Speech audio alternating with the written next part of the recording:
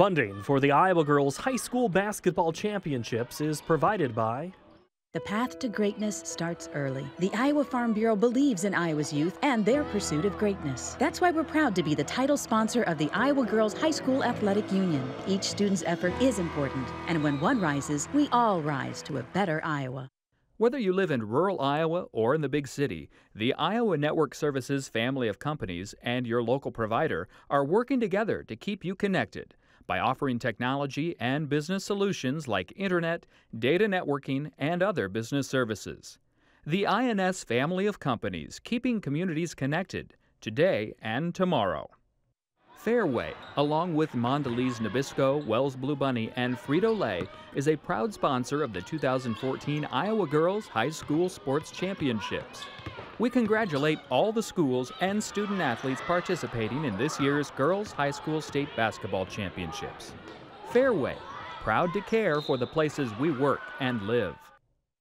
By Musco Lighting, the sports lighting specialist, providing lighting systems for you, your project, and your community.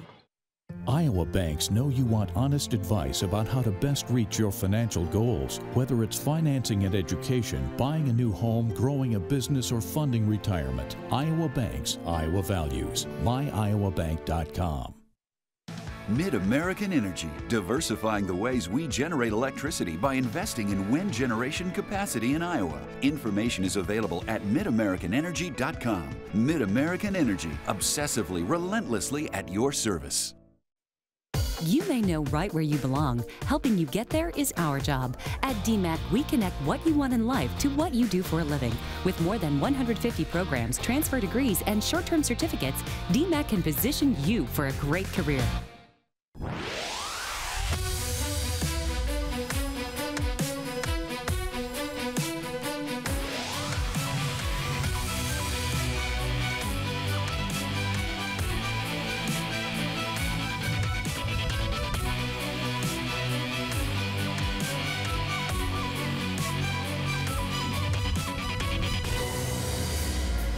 Welcome to downtown Des Moines as we continue a triple header of girls high school hoops, where another pair of Iowa teams have gathered at Wells Fargo Arena searching for a 2014 state championship.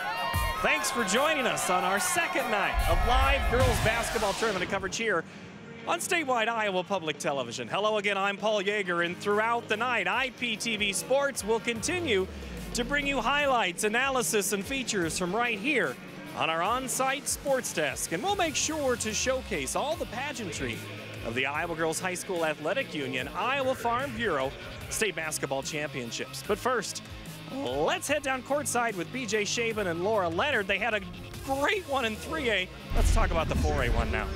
Yeah, it's time to get fired up for this 4A championship game as you've got the Bobcats of Western Dubuque taking on the top-ranked and top-seeded Cyclones of Harlan.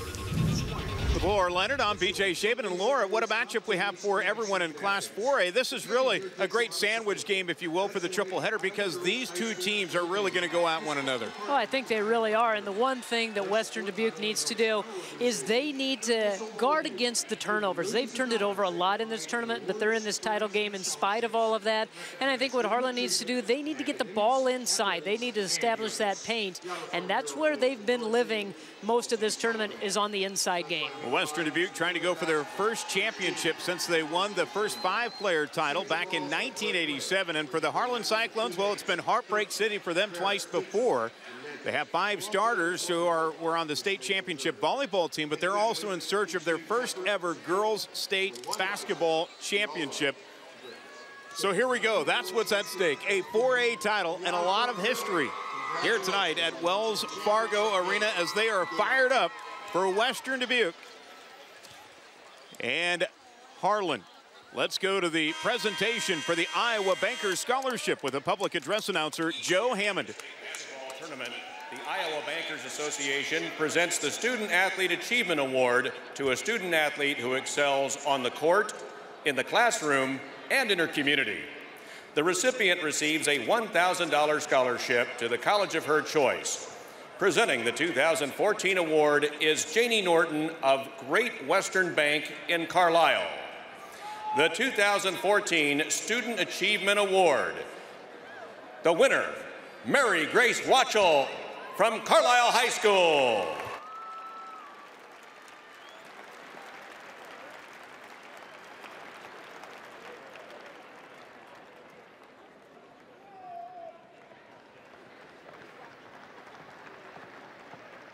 Congratulations, Mary Grace. Can you tell us what your plans are with the scholarship? Right now, I'm planning on attending Simpson College to major in athletic training and to play basketball. Well, once again, congratulations, Mary Grace. And thank you, Jeannie Norton with Great Western Bank in Carlisle and the Iowa Bankers Association for their sponsorship of this award. Ladies and gentlemen, are you ready for the Class 4A State Championship? First of all, say hello to head coach Amy Ostwinkle and the Western Dubuque Bobcats. Now say hello to head coach Zach Clausen and the Harlan Cyclones. Let's meet the non-starters and assistant coaches, beginning with the Western Dubuque Bobcats. Number 10, Haley Kettering. Number 11, Allie Tyson. Number 13, Jenny Brem. Number 15, Bailey Plessel. Number 20, Maddie Clark. Number 23, Morgan Pitts. Number 24, Abby Kirprick. Number 42, Quinn Herbst. Number 51, Jessica Carty. And number 52, Reagan Kelchin. The assistant coaches for Western Dubuque are Cindy Bell, Doug Rolfus, and Scott Meyer. And now let's meet the non-starters and assistant coaches for the Harlan Cyclones. Number 12, Courtney Conry. Number 14, Claire Klein. Number 20, Anna Peterson. Number 22, Taylor Leinen. Number 24, Hannah Havoc. Number 40, Kayla Evers. Number 42, Kenzie Swanson. Number 50, Julia Sorfenden. Number 52, Emma Arenholtz. And number 54, Lexi Hoffman. The assistant coaches for Harlan are Mark Cohorst and Brian James.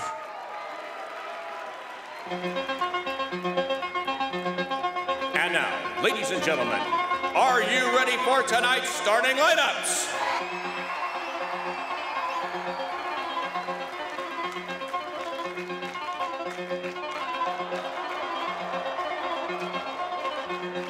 For Western Dubuque, a 5'5" junior, number 14, Michaela Armstrong. And for Harlan, a 6'2" junior, number 10, Jess Shaven. For Western Dubuque, a 5'7" senior, number 22, Molly Lembazeder. And for Harlan, a 5'9" junior, number 30, Taylor Wagner. For Western Dubuque, a 5'7" senior, number 30, Zoe Weber. And for Harlan, a 5'8" junior, number 32, Ellie Glaber. For Western Dubuque, a 5'9" junior, number 34, Rose Simon Ressler. And for Harlan, a 5'5" sophomore, number 34, Jordan Moser. For Western Dubuque, a 6' sophomore, number 50, Megan Moss. And for Harlan, a 6'1" sophomore, number 44, Taylor Frederick. The head coach for Western Dubuque is Amy Ostwinkle. And the head coach for Harlan is Zach Clausen.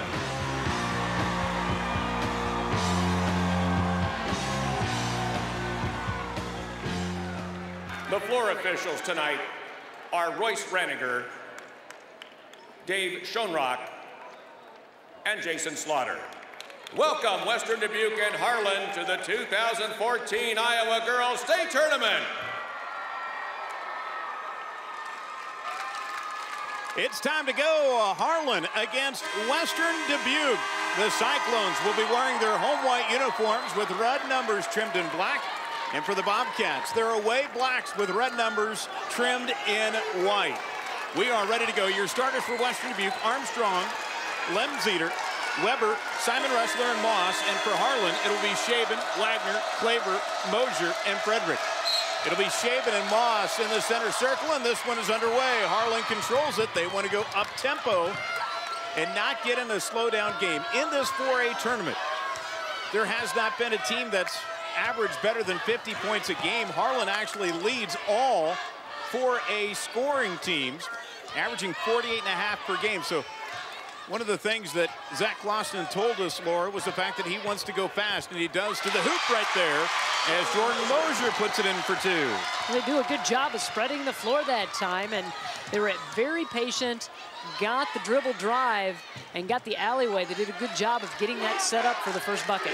Harlan got out to a quick start in their semifinal victory against Carlisle. They scored 21, but just scored 27 the rest of the way, and had to hold on to knock off the upset-minded team from Carlisle. So a turnover early on here by Western Dubuque. The Bobcats entering at 23-2. That 23 wins is a school record.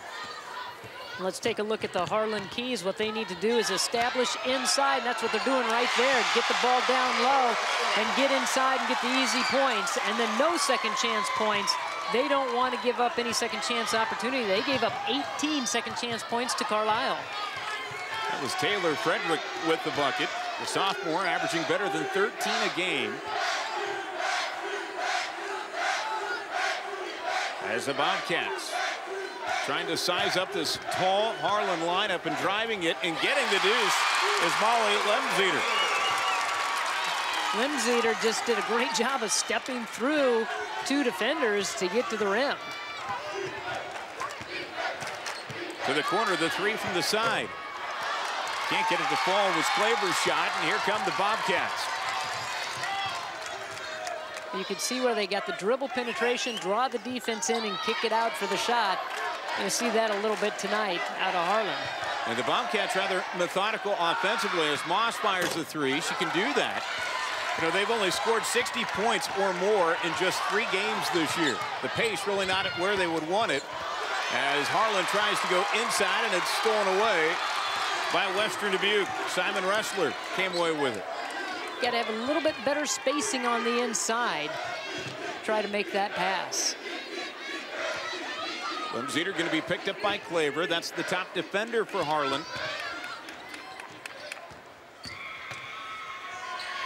And now spotting up that Simon Ressler, who will swish it through from the right elbow. Both these teams with the dribble penetration and dish outside. We are tied at 4. Harlan with 3 starters back from last year's team that fell in the final. Here's Shaben. Got good position, and count it. She'll go to the line to try to convert the 3-point play. Shaben did a great job of receiving that pass, keeping it above her head, making that drop step to the hoop. You know, that's a familiar name there, DJ, Jess Shaben. Any relation to you? We're all related in Western Iowa. What are you talking about? Every Shaben. It's like Smith. I'm sure it is. A phone book full of Shabens. So Western Dubuque. And here's a look at Western Dubuque keys. What they need to do is handle the pressure. They cannot turn it over. We talked about it. They had 26 turnovers in the first game, 17 in the second game, and they need to be efficient on offense. Need to be patient. Move that ball around the defense until they can find an opening and a high percentage shot. That foul a moment ago called on Western Dubuque inside was against Megan Moss, and now a little hand check up top against Michaela Armstrong. That'll be her first. Team second against the Bobcats.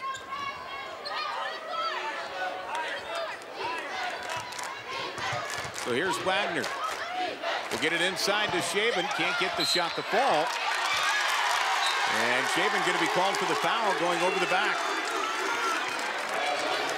They're trying to push her a little bit further out of the block, not letting her catch the ball so deep in the paint. Make that foul against Ellie Klaver. That'll be her first. That'll be Harlan's first team foul. 3-point lead here for the Cyclones. 4:44 to play in the opening quarter. And right away, the Bobcats go to their bench. They like to run a lot of players in and out. Coming in is Morgan Pitts, the outstanding freshman, who's really contributed a lot to this Bobcat team. Here's Moss. And she draws contact. It's rough inside. And that one going against Taylor Wagner. That'll be her first. Good ball fake. In amongst 3 defenders. Wow, she really took it in there. Drew the contact, went hard to the floor. And Moss able to connect on the free throw. A 65% free throw shooter on the year. Against Ballard, she had quite a stat line. 9 points, 12 rebounds, 5 blocks against the Bombers in the semis. Well, she is a shot blocker. She's got 62 blocks on the season coming into this tournament and has accumulated a lot more here in these first 2 games of the state tournament. Frederick just got a steal right there, and now a foul called against Western Dubuque. Coach Zach Clausen in his 2nd season for Harlan and back-to-back championship game appearances. In fact, the athletic director and boys coach at Harlan, Mitch Osborne, will have his team here in Des Moines next week as the top seed in 3A as the Cyclones turn it over. Zach, of course, played under Mitch at Palmer. Must have had a pretty good connection there. And of course, Western Dubuque, they've got a history line too as well with their head coach, and Amy Ostwinkle.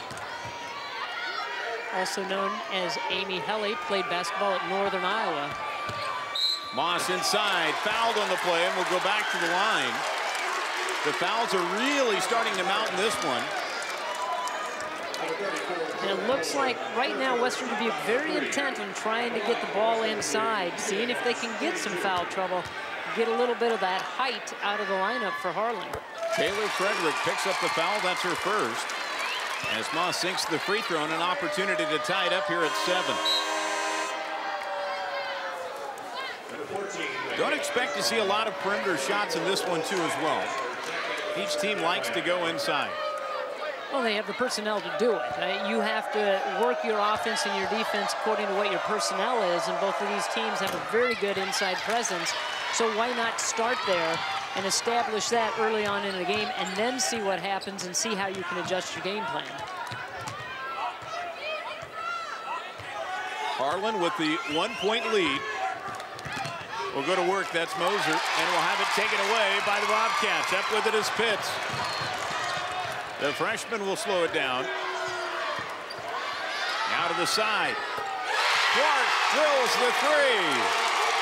All set up by Pitts, and the steal, the freshman who really didn't play varsity until late January, read that perfectly to get the steal and get that started. Another turnover there by Harlan. That'll be their 3rd.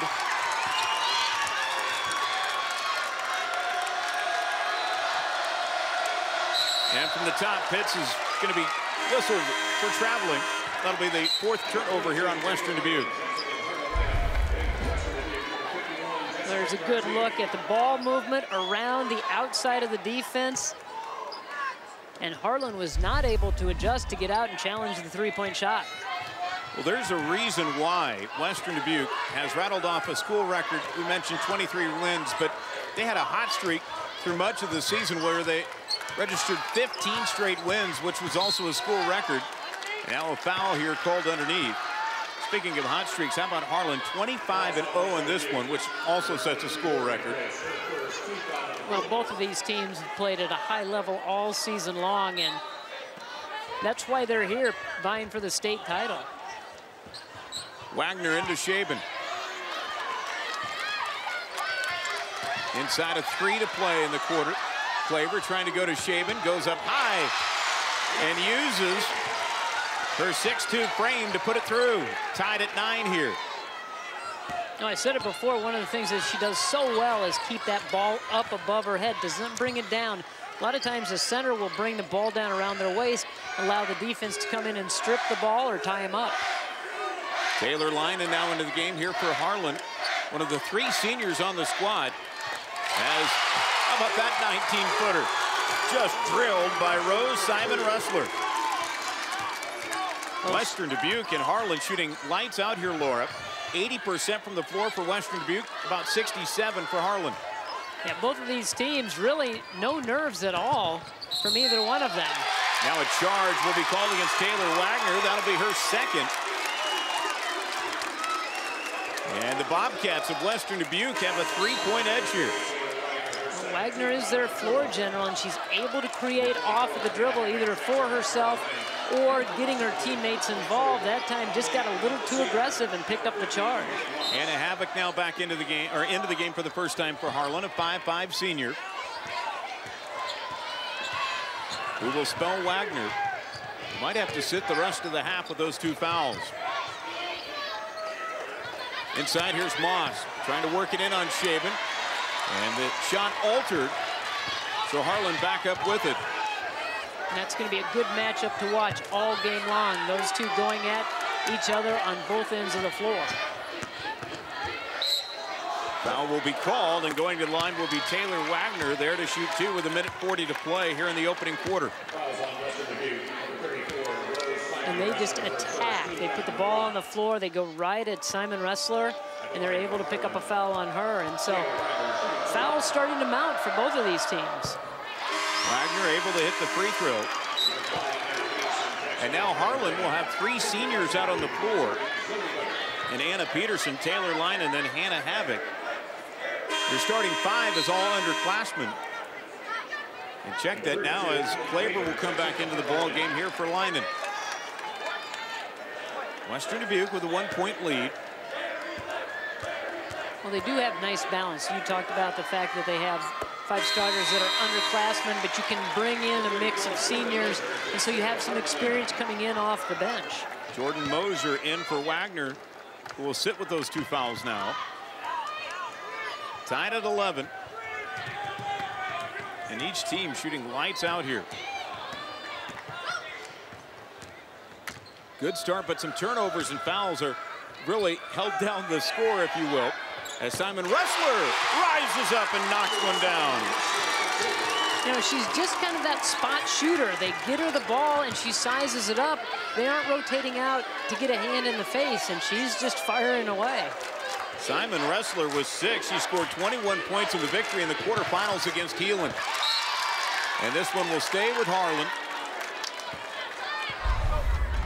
As passing has been a key to the Bobcats here at the tourney. Dribble penetration, and just gave her enough room. They did come out on her, but just gave her enough room to be able to shoot that ball. You got to come out a little bit further. Anna Peterson will check into the scoring column. Gets the deuce, and Harlan ties it up again at 13 apiece from the corner. And Shaven will clear the board. Well, when you get ahead of that first wave of the pressure, you do have numbers and you have to push tempo, and that's what they did. Now Harlan, I think, is going to hold for the last shot. Western Dubuque's used to it, tied at 13 here. Coming up in a few moments, we'll see how these 2 teams got to the championship, as we'll go through the journey to the championship as Paul Yeager standing by here. Is this one going to be held for the last shot? Western Dubuque has really had every game in their postseason run, even in the regionals, come down to a possession. So they're used to having something strung out here. Well, they know how to handle this. 10 seconds on the clock. They're making their move. Moser caught up, now to the top. That's Klaver for 3. And Moss, that'll be that as Simon Ressler will dribble out the clock. So we've played 1 quarter in the 4A championship. We're going to start where we started when we return for the second, tied up at 13. Let's go to Paul Yeager, who's standing by with a journey to the championship. You have a low-scoring game and a wild game. That's how these 2 teams got here. But let's show you those highlights again. We showed them to you in the pregame, but now let's give you a little refresher course. Harlan played the story of the tournament, Carlisle. They had 1 win coming in to this season. Only one win last year, and here they are playing a game for state. Inside early, it was Mary Grace Watchell for Carlisle. But up top, it's Taylor Wagner for 3. Carlisle back inside with Keeney, Peyton Keeney into the 3rd quarter. Watchell takes the dribble, pulls up, shoots that nice pretty J. But Harlan determined to run the table, and so far, that's possible. They win 45-42. The other semifinal game was the nightcap of Thursday night, Western Dubuque and Ballard. And a great hustle and great defense. That's Lambiziter to Megan Moss for the 2. And then the nice inside pass again to Moss, or to Moss from Armstrong. And in the 3rd quarter, again, this time it's Simon Ressler with the pass for Moss, and Western Dubuque advances 30-23. Let's go back to the 2nd quarter action downside at the court. Thanks, Paul. We got a foul here called underneath, this one going against Harlan.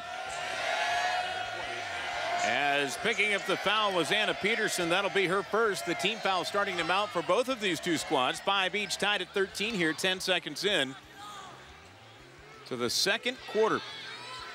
And the jumper goes through for Michaela Armstrong. Her first bucket of the ball game. She's been 0 for 4 in the state tournament. There's some confidence there in the championship game. Yeah, didn't let it bother her at all that she has not hit a shot, but she was wide open at the free throw line. Defense sagging down low, left her open. Harlan now with her 6th turnover. And there's Amy Ostwinkle, we saw just a moment ago. She likes to use line changes, if you will, bringing in 2, sometimes 3, and even 4 players into the ball game. Picked that up from her former head coach there at UNI, Tony DiCecco. Got to have a Tony D reference in the state championship game, right? Coach DiCecco, a great coach, really got that UNI program rolling again, and they're still rolling, but he was a big part of that resurgence up there at Northern Iowa. So Zoe Weber into the contest. We'll put it in play here for Western Dubuque. Bobcats trying to bring some hardware home for the first time since 1987. That was the very first ever 5-player championship. Here's Moss underneath, has it stripped from behind by Klaver, and this one will stay with Western Dubuque. Western Dubuque doing a very good job on the boards. They're really getting in position to get the offensive rebound right there in position, but the block from behind, Klaver gets the clean block, but Western Dubuque keeps the possession. Pitts, the freshman, with the ball here. And this one nearly tied up. Klaver will pick it up to the rack. You know, got an easy one. She was out, was able to pick up the loose ball. Nobody out in front of her for the easy layup. Seen a lot of lead changes, some ties in this one. Here's Weber. I'll tell you what, both teams are hustling, and they get a timeout. Simon Ressler went to the floor to grab that loose ball and smartly calls the timeout. Well, she was looking up at the official saying, help me out here. Help me out. I'm trying to call timeout. Give me it. So Western Dubuque gets a timeout.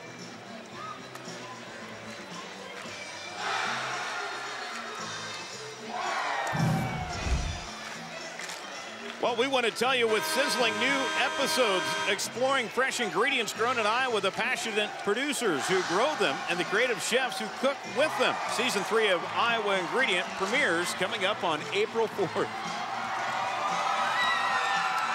So a quick timeout there, tied up at 15. 6:24 to go here in the first half. As checking back into the game is Maddie Clark. Hit a big 3 a moment ago.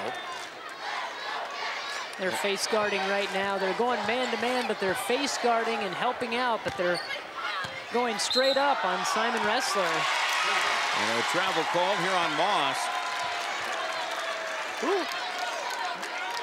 Who has the upside in the tempo department? You know what, that's a great question. I don't know. I think both of these teams are trying to figure out where they can get the upper hand and get the momentum on their side. neither team has been able to control the tempo. Shaven will be tied up by Moss, and the possession arrow will keep it with Harlan.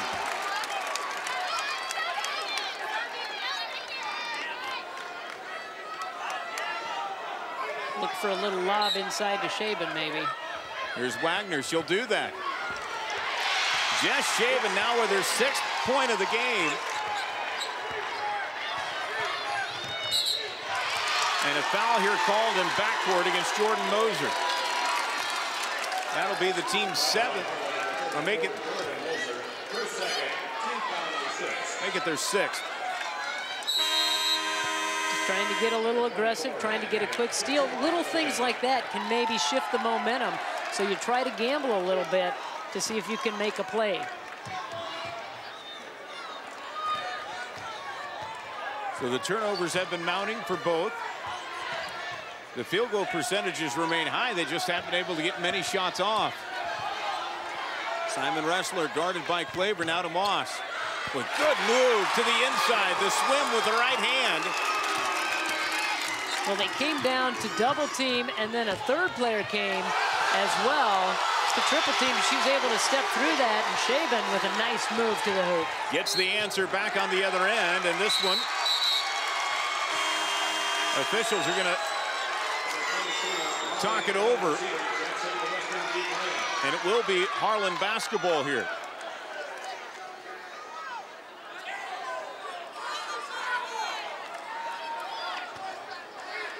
This has been a game where we talked about it. Really nobody's taking control of this game, but they are scrapping and fighting, both teams getting on the floor for loose balls and battling underneath for rebounds. Here's Frederick. Going to get it to fall, and the rebound comes down to Western Dubuque. Maddie Clark at the point.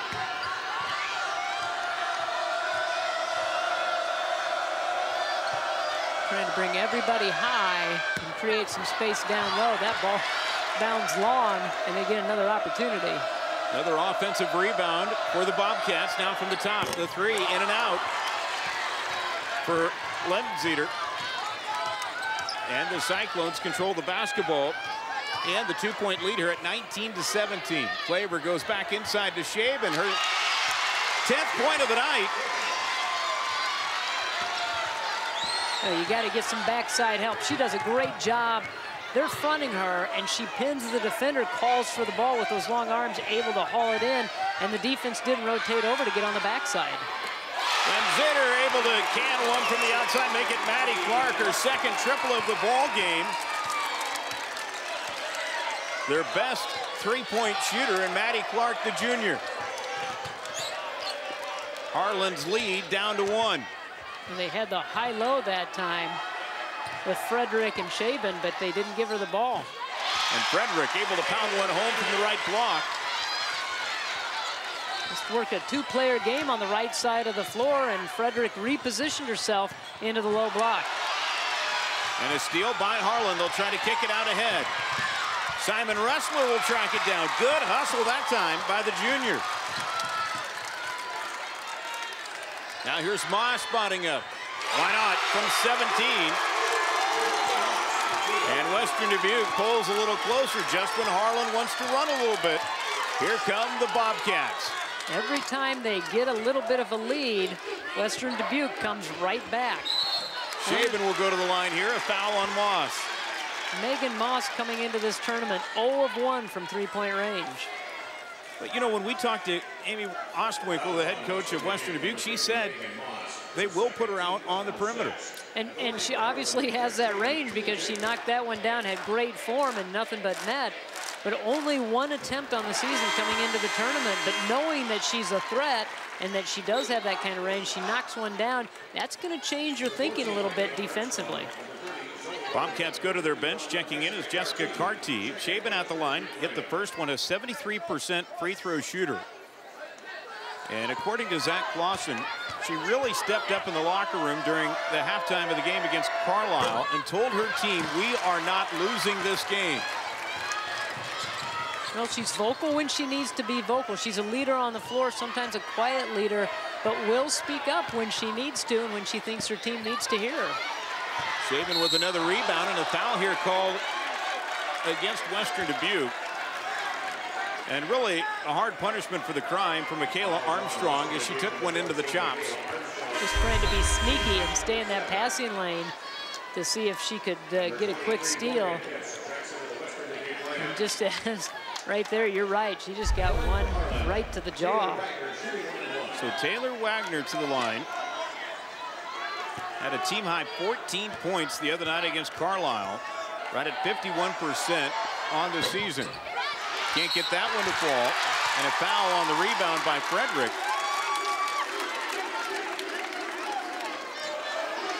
Will pick up her second. And will come down to the other end.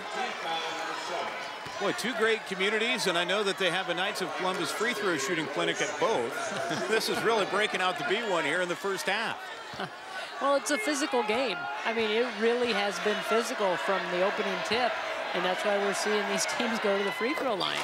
Stakes are a little higher in this one. You don't get a small trophy, you get a big trophy when you win it. A really big trophy, so that's why you need to concentrate when you do get to the line. 2:55 to play. Harlan with a 1-point lead. Simon Ressler at the line to try to tie it. And she does. And Harlan will turn it right back over.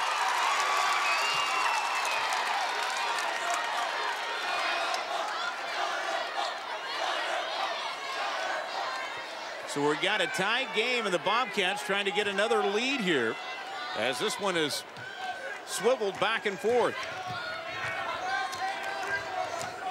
Clark nearly had it taken away by Claver. It will stay with the Bobcats. You really have to be on your toes. You have to step to the ball. You have to be good with your passes.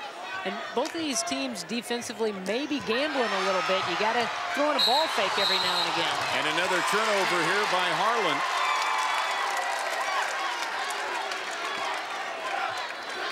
Well, the team motto for Western Dubuque is to be unselfish and balanced. Just those two words, unselfish and balanced, and they've been that way here so far in the first half. Well, you can see with the passing and the extra passes that they make on offense and looking to get their teammates open.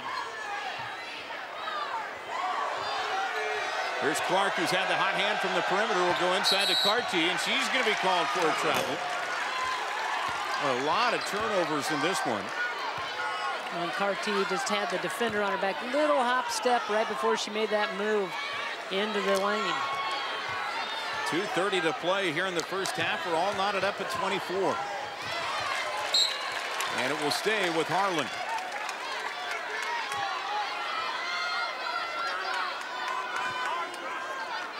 Harlan shot just 35% in that victory from the field against Carlisle. And here tonight, a little bit better of a clip. But again, the possessions, no one has really cradled them. As Claver will look to work the baseline. They're doing a good job of spacing on the floor to get some openings. And there's the long arms of Shaven getting another second chance opportunity. Claver will give them a third opportunity. Go to Shaven on the block, who will bang it home for two. Jess Shaven racking them up here in the first half for the Harlan Cyclones. They lead it by 2. She had a hand in getting the rebound and then got herself down to the block and called for the basketball. Her season high is 22 points, which she scored against Red Oak. Well on pace to break that mark here in the first half. And how about the rattle home by Morgan Pitts, the freshman, able to knock down the 3. And Western Dubuque with yet another lead here. Well, got the shooter's touch that time. Averages just a little over 2 points a game, so big shot for Pitts. And a foul called on the block. This one goes against Carty. And that will send Shaven to the line.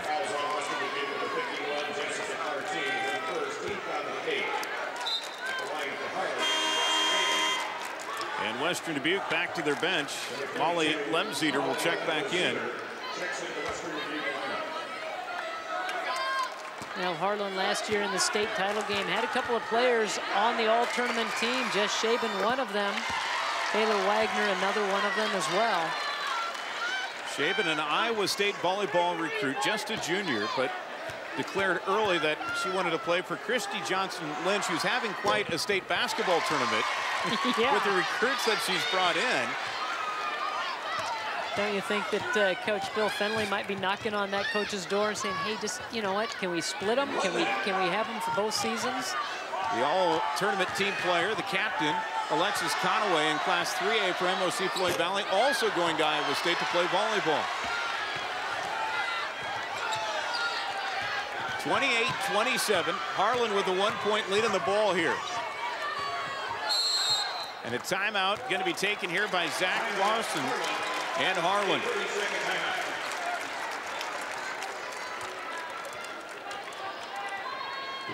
Well, the Harlan Cyclones, we mentioned, have had they want to get their first ever state championship.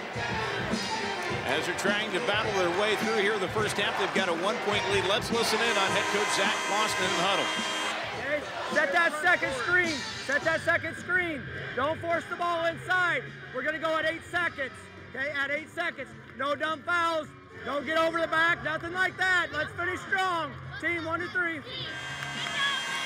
Harlan, who was the runner-up in 1995 and last year against Xavier, lost by a point in a very thrilling finish here in the 4A final.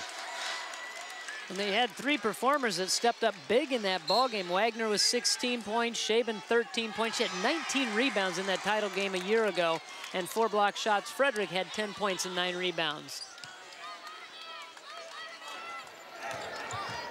So Harlan looking to hold for 1 here. And you heard Coach Clausen say, hold until 8 seconds. We're going to go at 8. So, but Western Dubuque coming out and really pressuring. Jordan Moser caught up. Now we'll pitch it off to Wagner, who's played very well since picking up those 2 quick fouls, now trying to avoid the double team here with 7.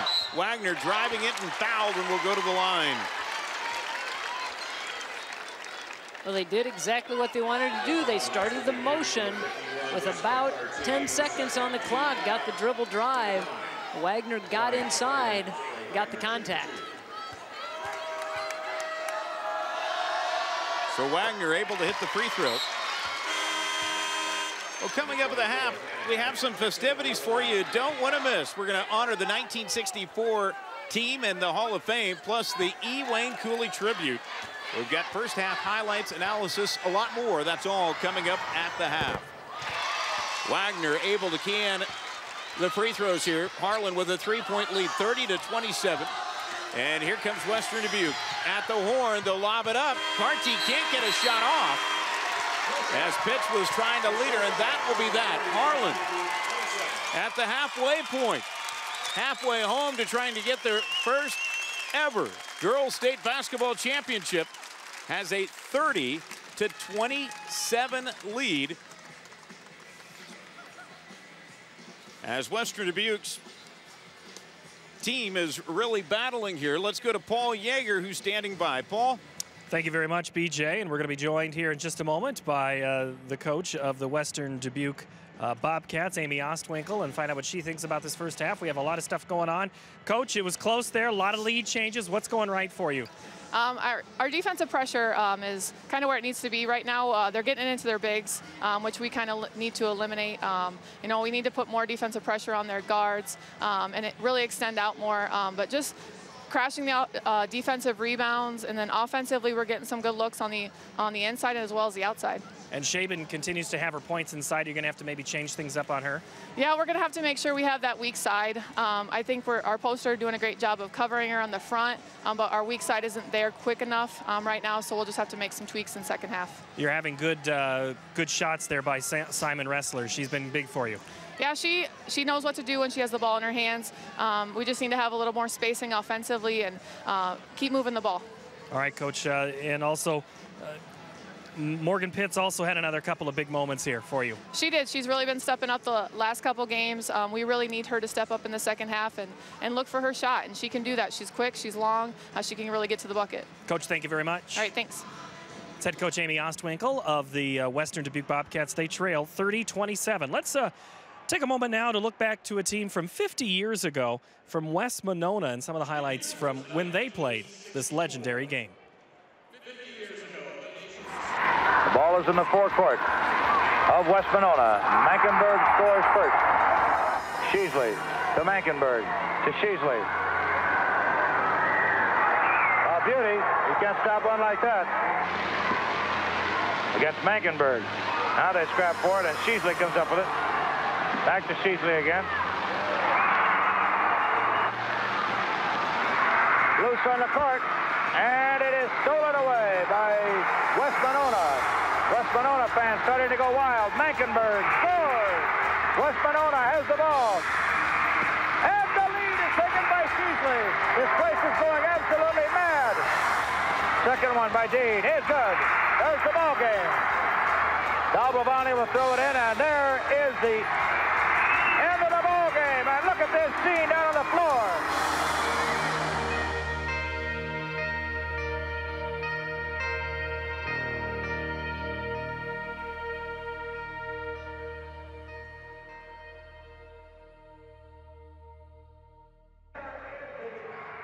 End of the ball game, and look at this scene down on the floor.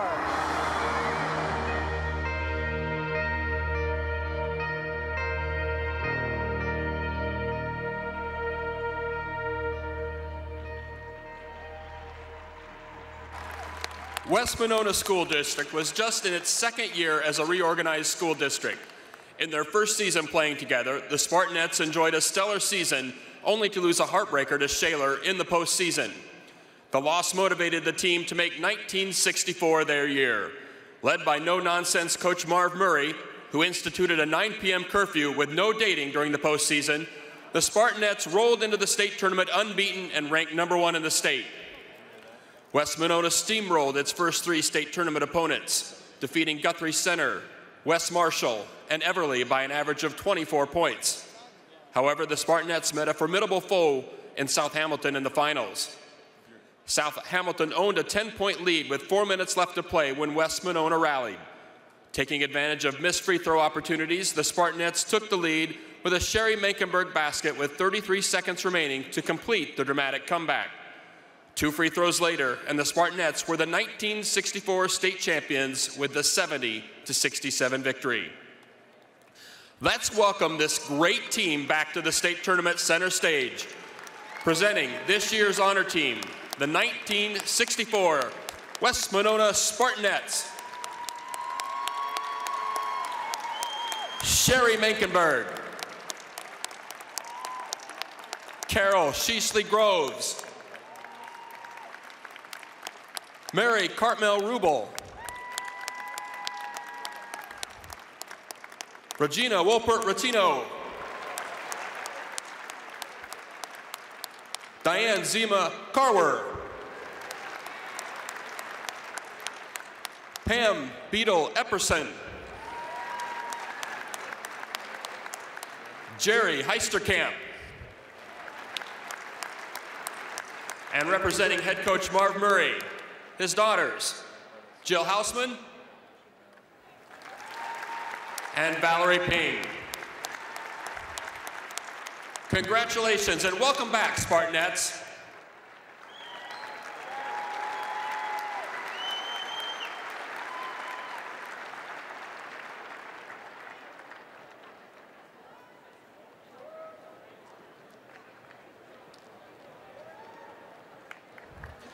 Iowa has produced some outstanding players in its rich basketball history.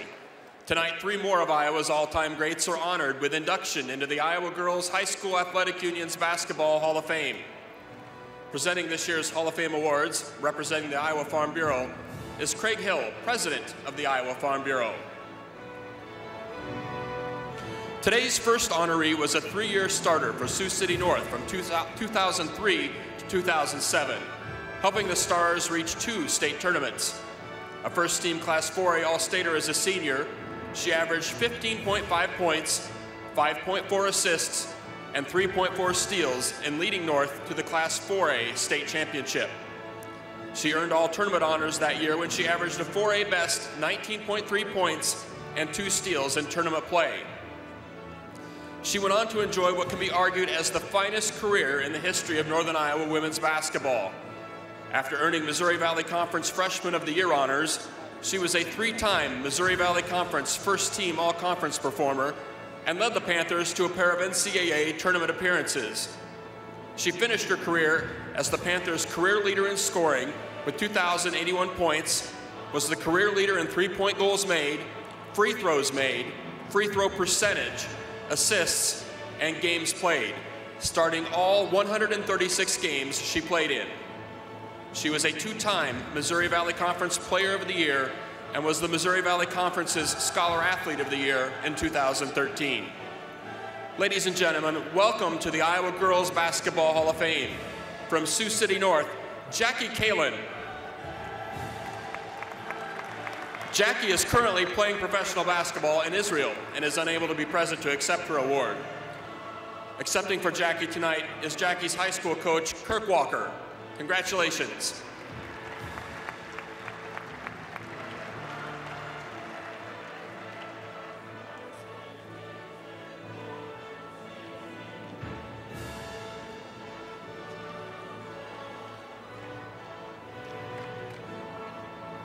Our next Hall of Famer was known for her sweet stroke and an outstanding career at Mason City and Drake University. Playing for Mason City from 1995 to 1998, she averaged over 20 points a game and was a 3-time first-team All-State selection. She led the state in free throw percentage 3 times and scored 1,826 career points to complement her 735 career rebounds. Her career free throw percentage of 88% ranks 3rd highest in state history. She went on to become a 4-year starter at Drake University, helping the Bulldogs reach the WNIT and 3 NCAA tournaments, including a trip to the Sweet 16. She averaged over 10 points a game for her career at Drake and earned honorable mention Missouri Valley All-Conference honors 3 times. When her career was completed at Drake, she scored 1,334 career points and was the school's career leader in free throw percentage at 89.4%. She was also the school's career leader in 3-point field goal percentage. She now resides in Charlotte, North Carolina with her husband Brent, where she works for Federated Insurance Companies. Ladies and gentlemen, let's welcome one of Iowa's finest pure shooters into the Iowa Girls Basketball Hall of Fame. From Mason City, Erin Richards-Taylor. Congratulations.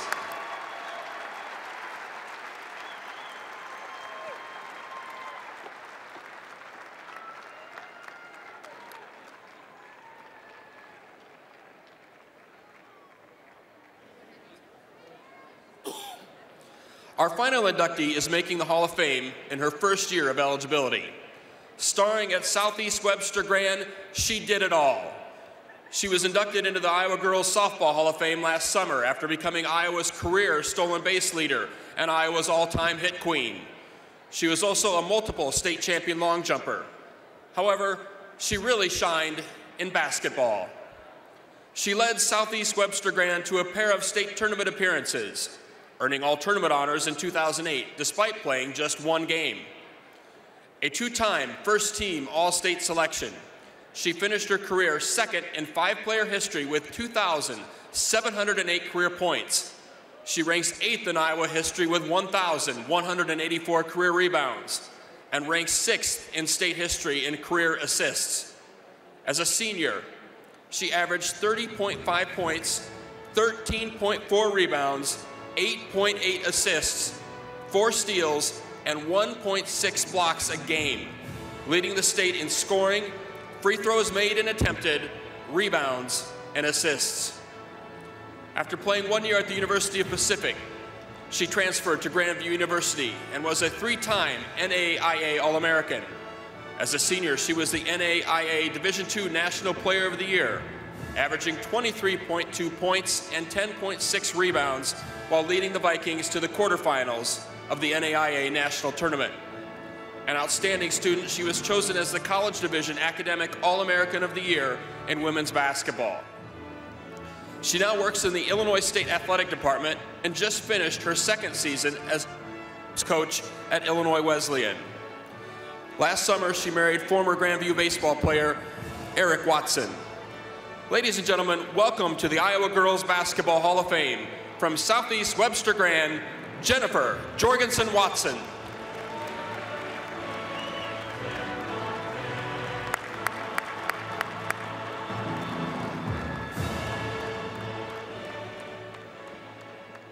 Congratulations to those Hall of Fame inductees. 2014 marks the first girls basketball tournament since 1954. Then one legendary man is neither running the show nor watching it from retirement. Cooley loomed large over girls athletics as the director of the state union for half a century. His passing last spring marked the end of an era. IPTV Sports sat down with a man who actually wrote the book on Cooley and has an Iowa boy with the Iowa boy has unique perspective. Together with Cooley's own words, we look back at the legacy of Iowa's own national leader in women's athletics. Well, the first thing I would tell anybody, but especially students today, is that Wayne Cooley is one of the most significant persons that ever lived in the history of the state of Iowa. In 1954, when I came in there, I thought to myself, I'm leading an organization administering the affairs of these girl students, and they're secondary in the minds of the general public. I wanted the girl to walk down the street equally tall with the boy. Maybe no taller, but certainly no less tall. And that was the driving force behind my thinking and my administration, was to bring the girl into an equality position with that of the boy. And it came about, it happened.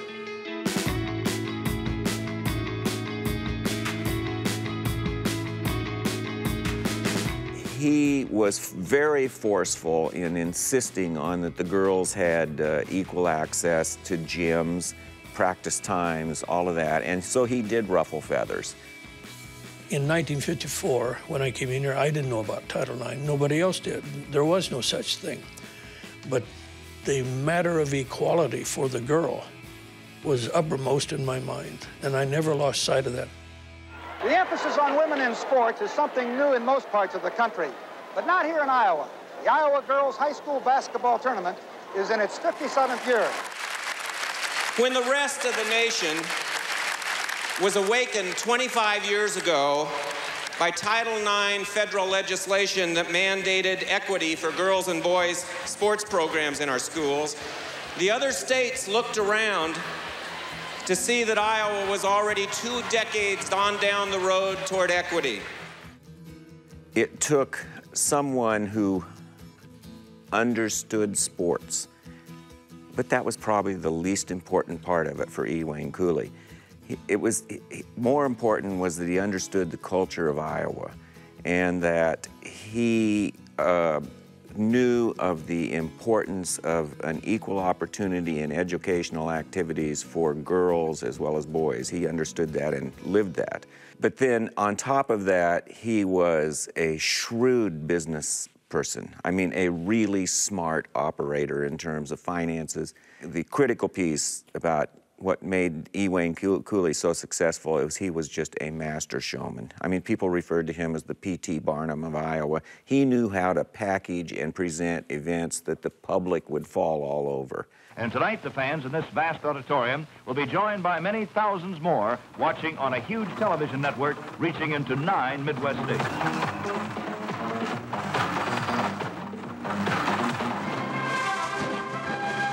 When the dust settles here at Vets Auditorium, we will have a 6-player champion. Down in the crowd, it's the Iowa boy, that being Chuck Offenberger. Chuck, come in, please. Hey, Mike Duell, thank you very much. Governor, my goodness, we've got Emmitsburg versus Colo Nesco coming up. It's very, very attractive to see a high school kid come into Vets Auditorium over here at state tournament time and be able to score 70 or 80 points. It's a great small town romance. It's Hoosiers all over again. And what it comes down to is that the difference is Wayne Cooley. It is a sociological thing. It's an entertainment thing, and it's a cultural thing. He's made it that. He resolved he was not going to leave that job until he felt that 5-girl game was pretty well established. Because had he just stopped, you know, when they ended the 6-player tournament, if he'd have stopped and left then, there would have been concern about whether the girls' union would have survived and how the new tournament was going to work. 2 seconds, 1 second, and that'll be the buzzer and the ball game. And a great tournament and a great basketball game.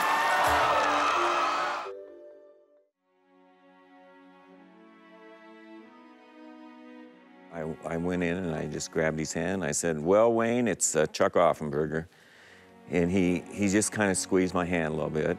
I said, "I just want to tell you that it's in my career, I've been privileged to cover some of the most interesting people of our times, and you'd be top 3. And I just want to thank you for being a good friend, telling me all the stories you told me over the years, but even more than that, I want to thank you for what you did for girls in Iowa, because, you know, we've got something here no other states have, and it's all because of you, bud." And so that's how I said goodbye to him. I've always been riding on the girl. She's the one that's carried me along and made it look successful. And because it's been fairly successful, then some of these attributes, these recognition factors have been created. And I am duly appreciative. Some of these things will last beyond my whatever years I have left, and they'll continue on.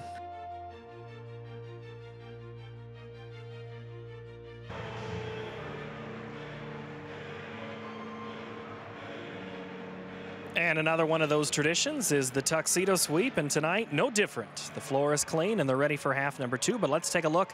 As you can see, the gentlemen are from Valley Southwoods High School in West Des Moines.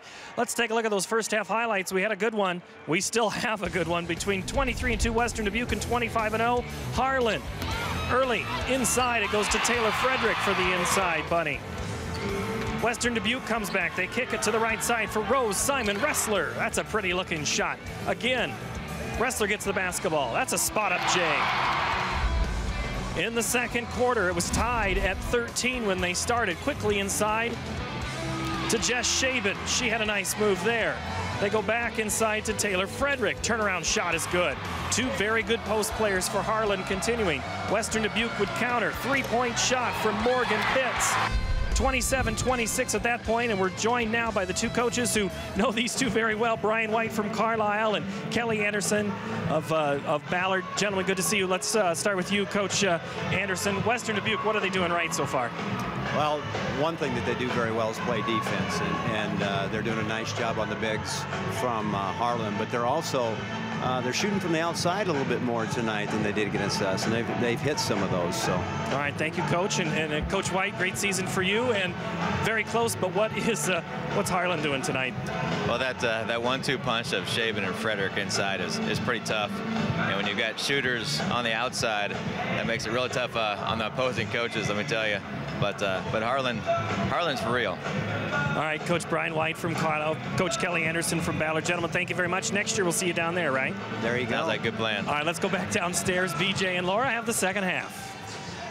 30-27 our score as we're just about ready to get the third quarter underway. A lot of stats here in the first half. And of course, you take a look at the field goal numbers. Each team shooting the ball remarkably well. Harlan right at 65% and Western Dubuque at 50%. And the rebounding numbers, but the turnovers have been the stories, and there is a foul situation developing. Well, and you look at points off of turnovers, Western Dubuque with 8, Harlan with 10, so that's fairly even, but points in the paint, 18 for Harlan, so they're pounding it down low inside to the low block. Points in the paint, the difference. We're going to get the second half underway. Out on the floor here for Western Dubuque, Armstrong, Lemzeter, Weber, Simon Wrestler, and Moss. And for Harlan, Shaben, Wagner, Klaver, Mosier, and then also Frederick. The Bobcats will have the ball to begin the late half, and here we go. 16 minutes towards a title for one of these 2. Again, what's at stake? Harlan trying to win their first ever state championship, and for Western Dubuque trying to win their first title since 1987. They'll drive it, and what a shot there by Zoe Weber. Her first bucket of the ball game, and she brought it in from her hip. Well, she's been playing varsity since she was a freshman, and so she's got a lot of experience. Off-balance shot, got a little contact, but got it to go. Weber now 1 for 7 from the state tournament, but that was a huge bucket as Western Dubuque is within 1 here. Well, and I think that's kind of the spark that you needed coming out to start this quarter. Being down at halftime, and you get a big pick-me-up kind of shot from your guard. And right away, Harlan attacks the inside to Jess Shaben now with 18 points. Well, that you could hear the coaches talk about the fact that they were establishing Shaven on the inside, and she's for real, and they're getting her the ball. Lemzeter on the perimeter finds Moss, will spot up. Has only taken 1 3-pointer entering the state tournament tonight. She has fired away with 5 of them. Inside, Moss with a rejection. Here's Claver. And Western Dubuque up with the ball. Here come the Bobcats. This is picking up where it left off at halftime. It is rugged out there. Man-to-man defense here for Harlan, and a foul called away from the ball against the Cyclones. Look at the defense of Moss right there. Stays on her tiptoes, able to get that block. That foul on Claver, that'll be her second. 3-point game, and trying to tie it up is Clark. In and out. They're getting a lot of good looks from the perimeter and just can't get them to fall. And a foul here called way out front. Lemzeter will pick up her first. There's been so much talk about that foul out front, that hand check, that body up. And that's been an emphasis this season to call that. Way to bring it out, though, in the championship game. Here's the 3 by Harlan. They can't get it to fall. And the Cyclones up with a loose ball. Claver tied up. Possession arrow will keep it with Harlan. Again, bodies all over the floor. Everybody fighting for the loose balls. A few elbows flying and bodies flying. So it is pretty tough going down low. Claver fouled on the play and will go to the line to shoot 2.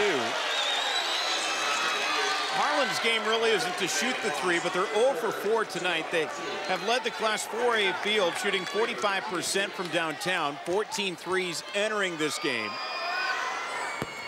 But Western Dubuque really rising to the occasion in that category. They've hit 3 of them as Claver sinks the free throw and builds a 4-point lead here. Claver now with 4 in the game.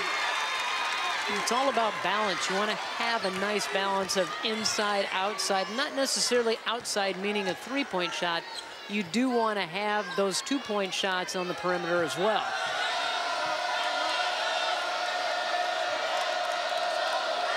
Bobcats being very patient, trying to find Simon Ressler. They'll drive it here with Weber, who will get it knocked away by Shaven. Claver has that duty against Simon Ressler, face guarding her down in the post, out on the perimeter. Here's a swat. We've had blocks at both ends, and Shaven averages a little over 5 blocks a game. Here's Simon Ressler. This time takes it right at Shaven and gets the deuce. It's a 3-point game. Almost got another block there, but able to maneuver around her to get it off the glass. Claver goes inside to Shaven, who will be pushed out of the way. It'll be ruled on the floor as Harlan had the mismatch down low with Weber and Shaven. Number 30, Zoe Weber.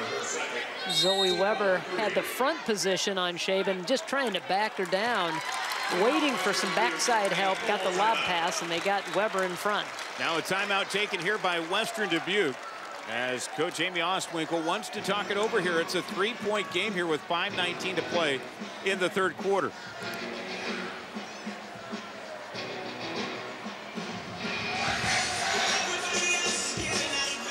Well, one thing that we've seen out of Western Dubuque, just looking through the stat sheet, is they've had a big junior varsity move up during the regular season in January, and it's really paid dividends with depth in their bench.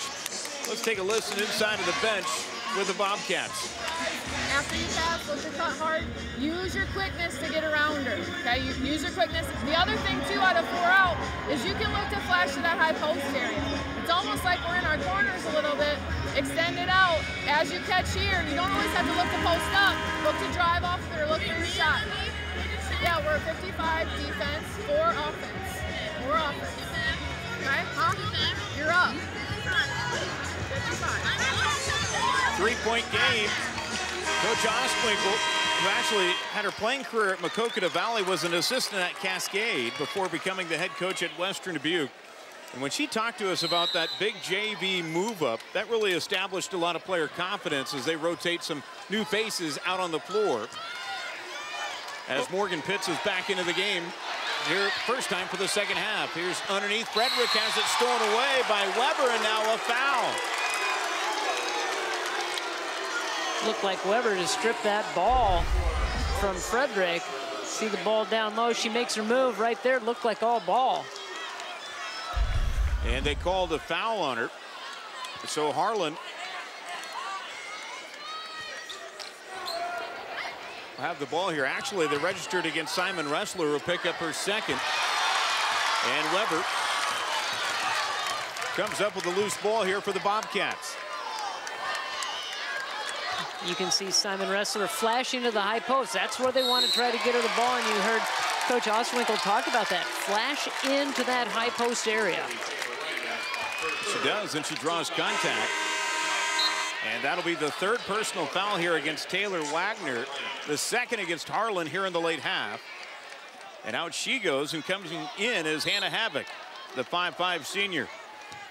You know, last year she was a starter, was Havoc. But really a turnaround coming off the bench now. And really kind of shows the type of character that she has.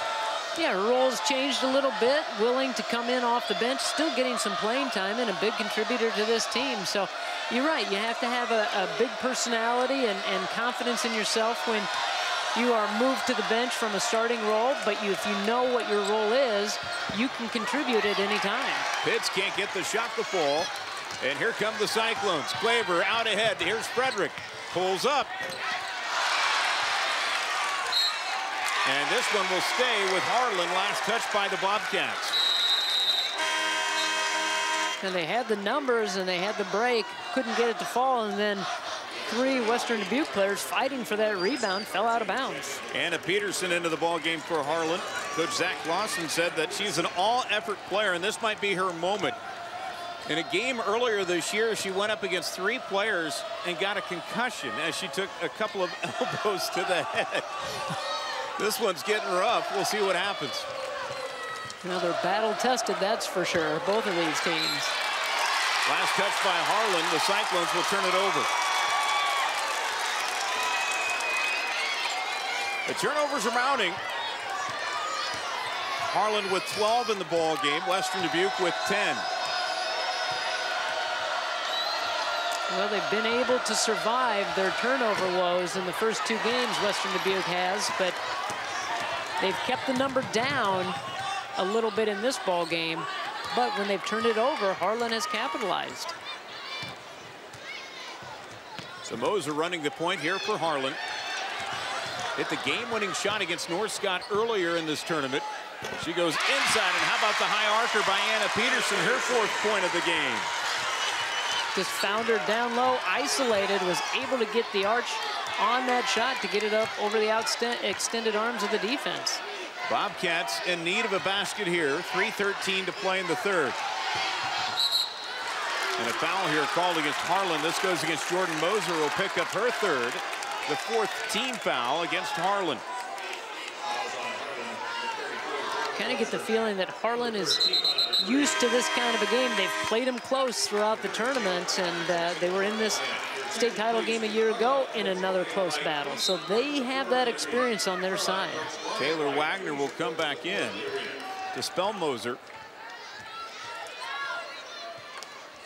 Here's Simon Ressler. Had the hot hand in the first half with 8, now with 10 in the game for the Bobcats. They just have not been able to shake her loose, so the defensive adjustment has been pretty good. Simon Ressler inside, and will have it stolen away by the Cyclones. Here comes Harlan. Claver almost went across the half-court line, didn't get the ball over. Bobcats wanting to apply some pressure here. They go inside. Does Harlan now back out the three by Havoc? Good inside-out basketball. Havoc all alone in the corner. Harlan's first triple of the ball game. They have their largest lead here at 8. The Cyclones are starting to flex their muscles. Here's Simon Ressler. Off the mark, and the rebound to Claver. And you're right, they're starting to turn the tempo up too a little bit. They're seeing if they can run don't have the numbers here, so they're going to get set up, set 2 people high up on the high post. Inside to Shaven. High Harker, it goes through. She's got 20 to lead all scores, and it's a 10-point Cyclone lead.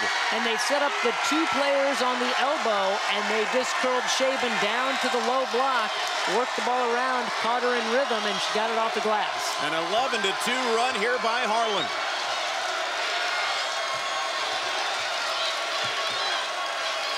Well, the Cyclones really throwing some tenacious D out there. Well, sometimes when you make a big shot and you get the crowd into it, it helps you pick it up on the defensive end.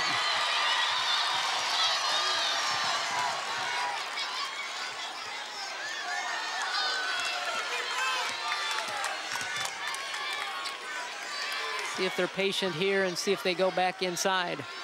They do to Peterson. Peterson swimming for something and gets her own rebound, and the putback not there as the Bobcats haul it away. Well, she worked so hard to get that ball into position, just could not get it to fall.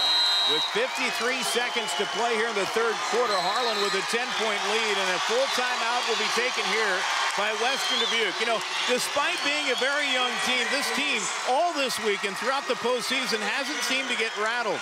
Right now, the cage is starting to shake. Yeah, they have just really cruised through this tournament and not really thought about it. Come down here, not overwhelmed by the size of the floor or the arena, and they've just been very businesslike. And now, all of a sudden, things are starting to get a little shaky for them. So good timeout to try to rally the troops. Let's go inside of that Cyclone huddle now and hear head coach Zach Clausen. Flash middle, flash middle. Jess, you're right here. As soon as we start sliding up the court, start sliding down the court, okay? If we get it back to here, remember the inbounder's always open, all right? The inbounder's always open. Listen, post when you get the ball and you penetrate, jump, stop, and take care of the ball, okay? We're coming down right now. I want to run Pius. Pius, do not force any passes. Team, 1 to 3. A 10-point lead for Harlan, who won the Hawkeye 10 Conference convincingly. Sporting a 25-0 record, they're expecting to see, what, some pressure here? I think they're going to see some pressure, and that's what they were talking about a little bit. And he heard him say, don't force passes. So exactly, you need to know that they're going to turn it up a little bit, try to get into the passing lanes, so you have to value the ball when it's in your hands.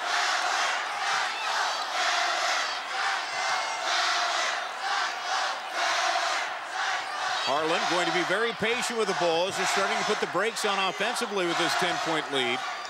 And holding for 1 here at the end of the 3rd quarter.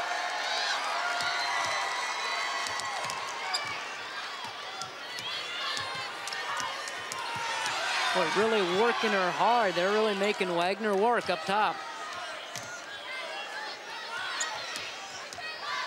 Havoc. Megan Wagner was caught up. It goes out of bounds. Last touch by Western Dubuque. So Harlan will hold on to it. Well, this will set up nicely for them. 13 seconds left. They can get the ball in and start their motion offense right away. And again, just look for them to go deep. Jordan Moser back in. And Moss will check out. Carty is in for Western Dubuque. Trying to match a little height with height on the inside. 13.5 to go in the quarter. This quarter has been owned by Harlan. And the Bobcats with a near steal, and now a foul as hitting the deck hard was Zoe Weber.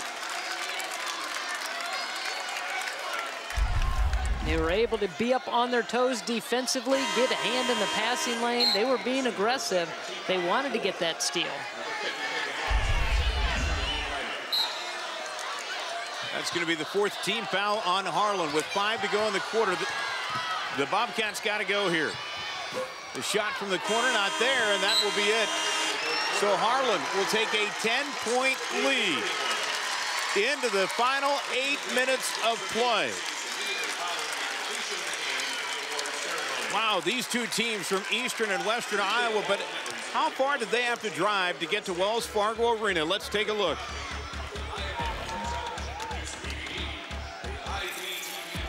Well, not a bad drive for Harlan, just down I-80, and a 189 miles for Western Dubuque, so a little bit of a trek for them. But not, you know, the new Highway 20, it's great. It makes everything easier. Yes, it does. Makes it a lot easier. Let's go into the side of the huddle for the Western Dubuque Bobcats with their head coach, and Amy Ostwinkle. Opposite of the ball. She's baseline. I'm guard. You're on. Yep. You're on that guard spot. Okay. So you're gonna start inside. Megs is gonna start on the outside. So it's almost like we're inverted in our baseline. So start in. Megs here.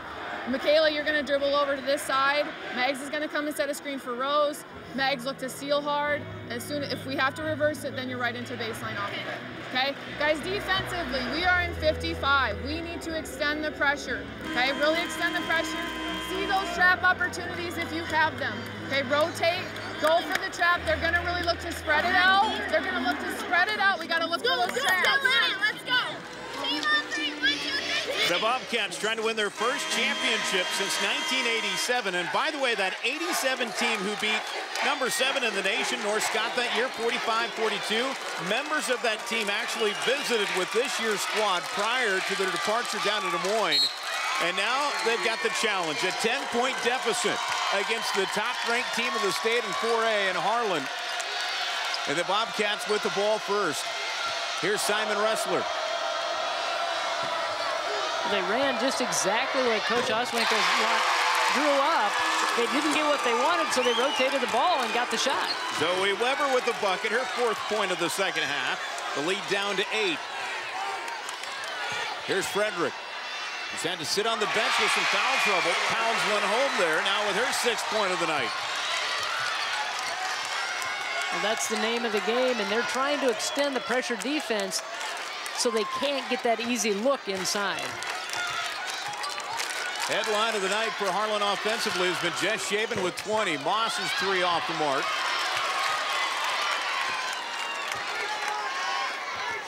Harlan really some big-time separation in that 3rd quarter. Shaben with the block, and it will be picked up by Claver.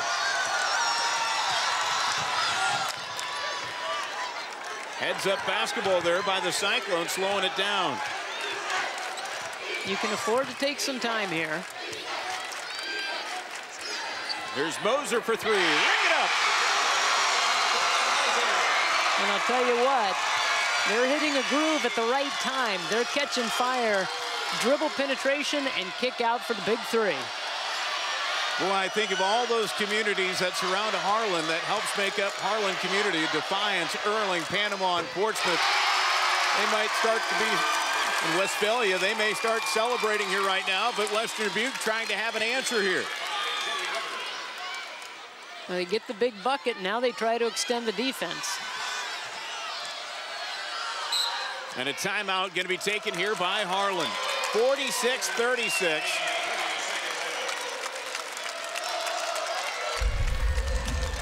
And the threes have been falling here. You can see dribble penetration. Frederick drives in, draws the defense, able to kick it back out. So they're getting a good balance. They're getting the ball into the low block. They're getting the high percentage shots down low with the 2 bigs, but then they're helping out the perimeter by dishing it back out and getting the shots and the looks from 3-point range. 10 points in the game for Rose Simon Ressler for the Bobcats. Zoe Weber right now with 7. And Western Dubuque needs to find some scoring and some stops on the other end. And that's the name of the game now. With just a little over 6 minutes, you got to get stops and then you got to get efficient on offense.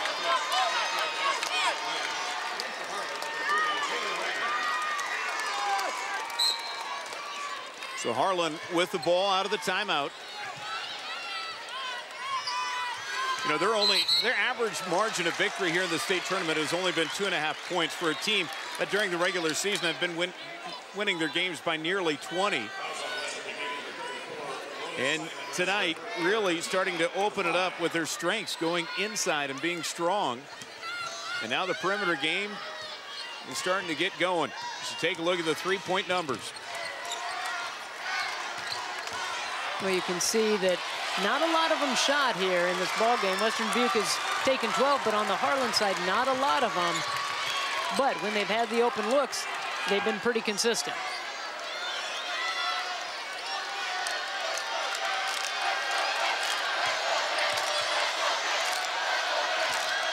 Trying to bring it in is Lemzeter, and a foul will be called here on Harlan. The Bobcats were a little tentative here. Now the officials are going to talk about this. The one side official had travel, the other official had a foul, and the one that had the foul is going to win that discussion. Jess Shaven picks up the foul. That is going to be her first, the 5th team foul. We're going to take it outside. On Harlan.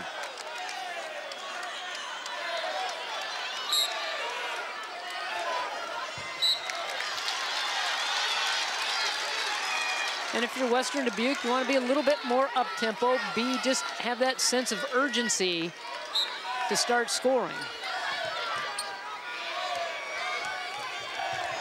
Simon Ressler has been quiet here in the 4th. And out to the outside. Weber's shot off the mark. And Shaven will be fouled by Simon Ressler, who will pick up her 3rd.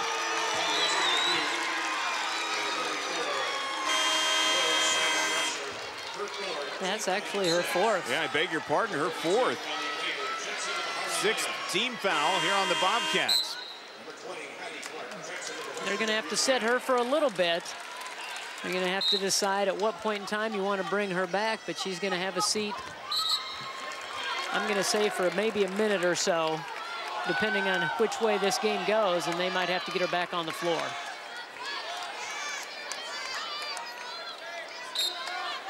So Frederick will put it in play.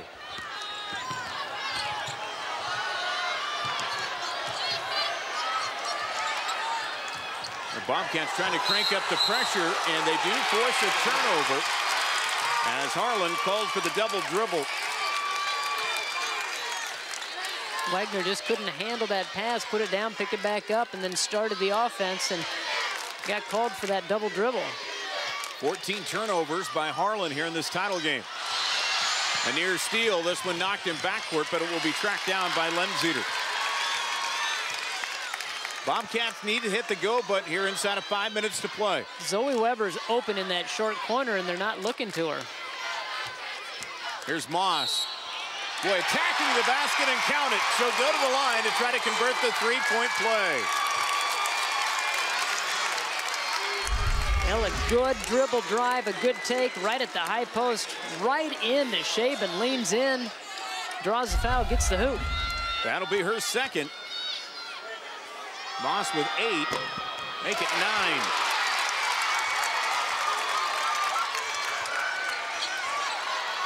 The Bobcats edging a little closer, still wanting to get stops. They're heating it up a little bit. And a foul called right at half court.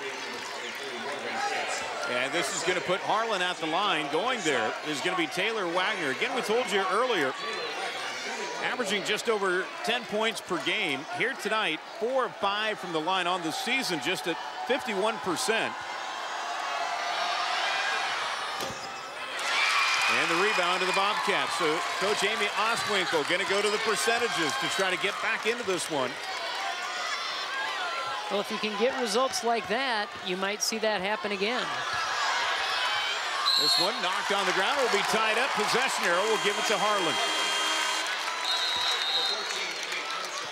It just couldn't get the angle to get the reverse layup. And then there was a scramble for the loose ball and the tie-up. Advantage to Harlan. So Weber out of the contest. Coming in for his Pitts, the freshman, who will pick up the loose ball. Pitts is going to be called for a walk prior to taking the shot. Saw the defense back, couldn't decide if she wanted to pull up for the jumper or take it all the way in. Got in between decisions and traveled. Scramble for that loose ball. They're really battling on defense. They get the turnover right here. She couldn't make that decision. Do I pull up? Do I take it in? Let's take a listen inside of the huddle of Western Dubuque. Now, as soon as they're 4, inbounds it. We're trapping hard right here on the ball, okay? Then she's stepping in for that reversal pass. This guard is too far back, okay? If you're here defending this guard, get away from her as she dribbles, then you can look to trap on the one side. We're only looking for that initial trap before we go back. We got to look for those traps all the way up the floor, okay? You guys look at that back tip, just like you did the last time. You want her to take away that reversal pass? Yeah, let's have that opposite guard step in even more so you take away that reversal pass on the floor. Okay, on that floor, so the opposite guard slide in and take away the reversal to the floor spot. Okay, offensively, we are in baseline. Laura, what did she just say? She said, hustle and get a steal. She said, you need to, on the inbounder is stepping in and getting the reversal pass. So you need to get off your guard and get over and try to steal that return pass. They're going to trap hard in the corners, and then you have to try to get that reversal pass. So let's see if they do it. Last time out of a timeout, they ran exactly what she had drawn up. So Frederick will have to stay put along the baseline. Will lob it out ahead. It goes to Moser.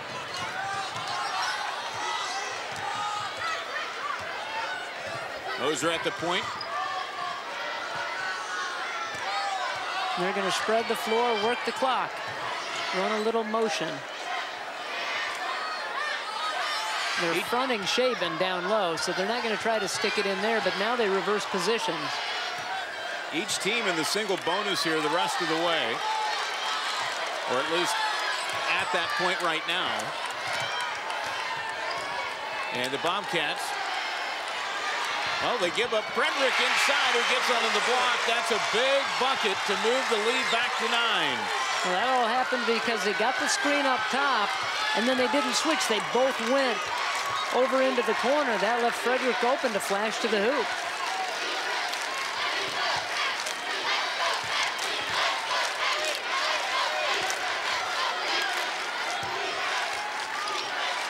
Now to Moss at the high post. Here's Simon Ressler. There they found Simon Ressler in that short corner, a little high-low action, but out to the wing in the short corner. And a turnover here by Harlan. You know, Simon Ressler leading the way with 14 for Western Dubuque. She had a huge summer with AAU, made a turnaround in her basketball career, trying to get that done here now with her team in the state championship. You could see the double team come and the kick out right there where the defense is a little weak. As far as after the rotation, they found her open in the short corner. Moss goes inside to Weber, who's hammered. They've been working that high post. As soon as that ball goes into Moss at the high post, she's turning around and looking for somebody to cut to the hoop. Right there at the high post, and a nice little step in by Weber.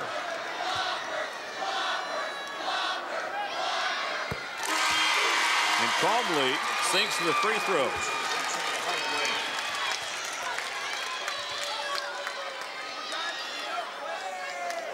Weber now with 8 in the game. And the captain of this team needs a big free throw here. And gets it done.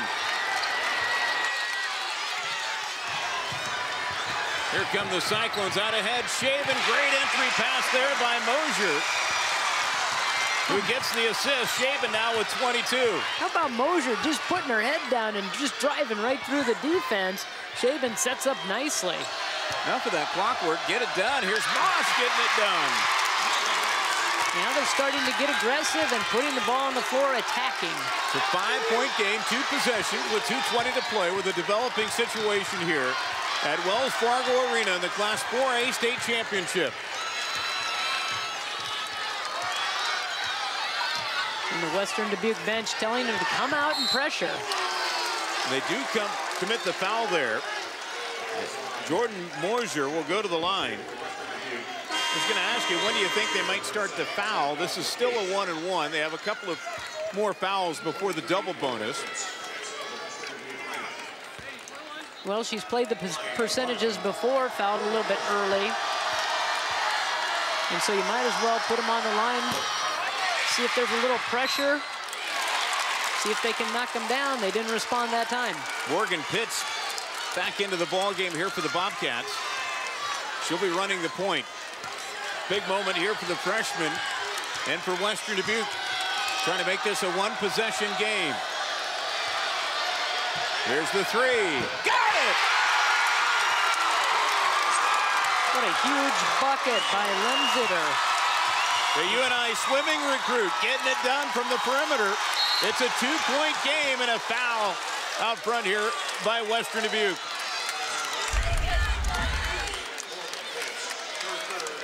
Pitts will pick up the foul. That's going to be her third.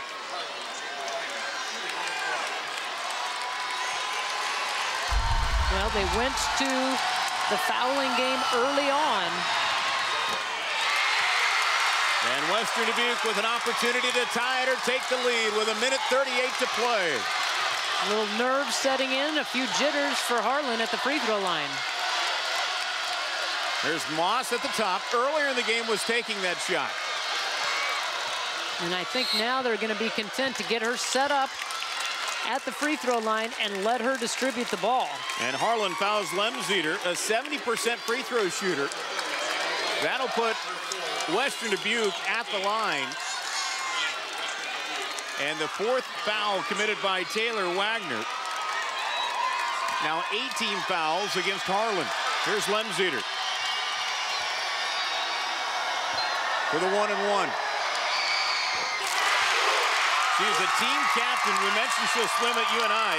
Western Dubuque doesn't have a swim program. She did all of her swimming at Dubuque Senior, and by the way, she owns numerous school records there at Dubuque Senior. Confidence, getting it done at the line. We're tied at 50.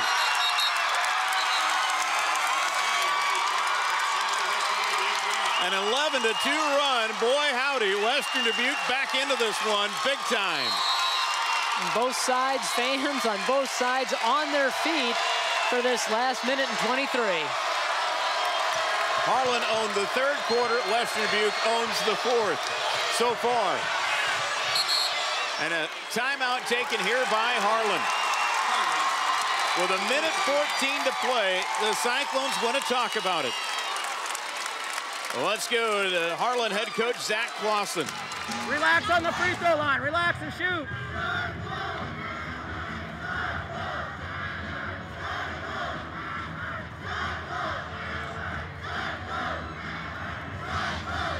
Don't give them the same look every time over there. It's different. Okay. Okay. Like that. Okay. I want to run 25. 25. All right. Make sure it's there. Okay, we got here. Come in hard. Screen. Curl cut. Set that second screen. Come off to the high post. If it's not there, pull it out and we're on Hawkeye. No, look here first. In the high post. Don't force anything right now. Finish. We are in man-to-man.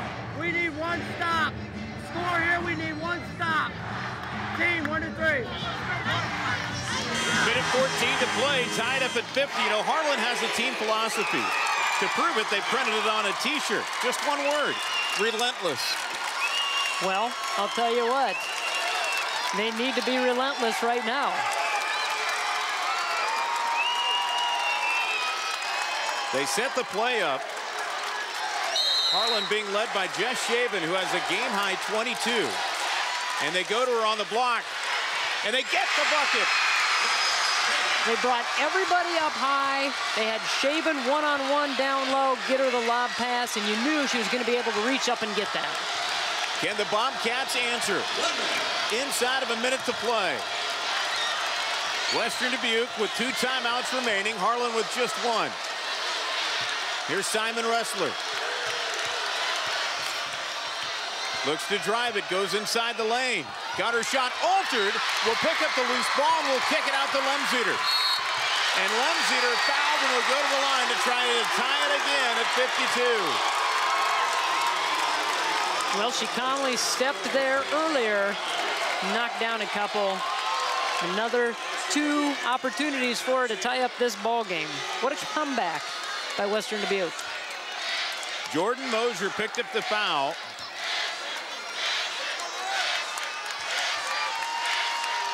And Lemziter at the line. Mosier with 4, Wagner with 4. And Moss gets the rebound and will go to the line to shoot two as she's fouled. That ball came off just enough for Moss to be able to corral it and make that move to the hoop. Tell when that free throw left Limzeder's hands that it was going to be long. Moss hitting the front end of the rim. Can try to pull her team within one here.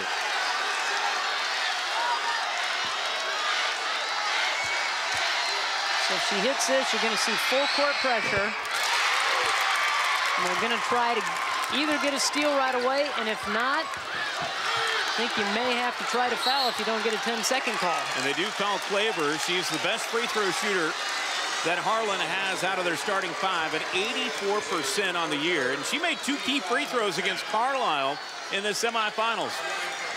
Now, coming into the tournament, you said the 84%, 26 of 31 at the line. So very solid toeing that line.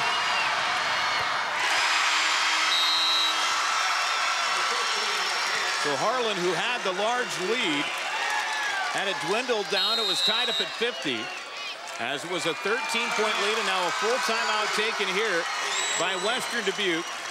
Right now a 2-point game, as the Bobcats want to talk this one over in the huddle. We run fist or flat, because we're gonna, I mean, if we need a 3-point shot with 30 seconds left, fist. Actually, just run flat. Megan set the screen, roll to the top of the key, roll, she gotta pass it back. All right, guys, she has one more free throw. Big box out on it, okay? We're in one-up press break. Pitsy will have it up. Pitsy, you'll bring the ball up the floor. Zoe, you're gonna have it out. We're gonna run flat, excuse me. Okay, so Rose, I want you to start on an opposite side. Megs, you're gonna start low, so you guys really bring that defense low. Rose is gonna flash whatever side you're opposite of. So Pitsy, if you're coming up this side, she's gonna flash opposite. Look to kick it to her. Megs, you're gonna come up, set that high ball screen. Look for that shot off of it. Otherwise, you got Megan on the roll for the 3-point shot. Okay? Recognize what we need, whether it's a 3 or a 2, all right? 53-51, Harlan with the advantage.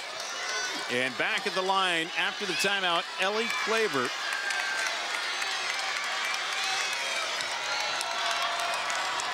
Klaver with 5 in the contest. Perfect from the line tonight, 4 of 4. 3-point ball game.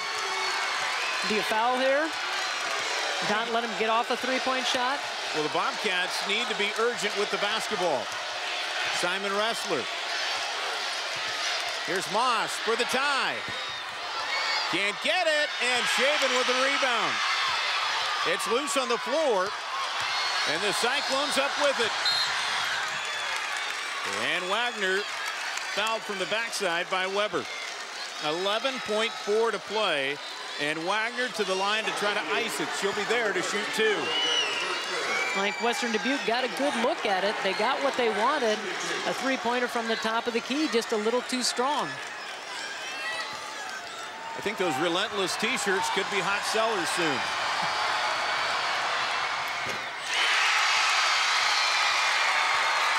I think you're right. Wagner calmly steps to the line and makes it a 2-possession game.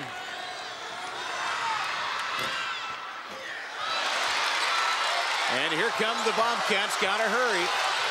Here's Pitts, needs to shoot, does. And off the mark, Shaven with another rebound, and that will be that. Harlan, your Class 4A state champion.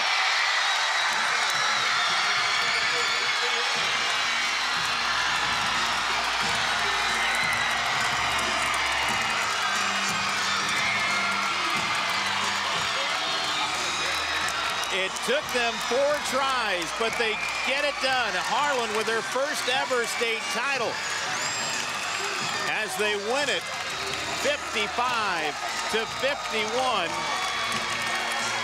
over Western Dubuque. Little redemption after a year ago, getting beat on the last-second shot, getting back to the title game and winning it. And doing it. And this game was I mean, all-out energy and effort by both of these two teams as it comes down to the final minutes here. Again, Harlan led in the ball game by Jess Shaven, who finishes with 24 points. Western Dubuque paced by Rose Simon Ressler and Megan Moss with 12 each. What a final here in the 4A tilt. Harlan will be your champion at 55-51. Well, a furious comeback by Western Dubuque, and Harlan able to withstand it. From Western Dubuque, Rose Simon Ressler.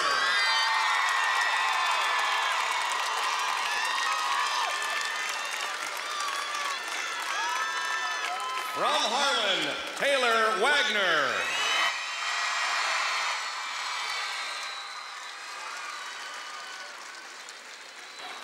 From Ballard, Emily Knittel.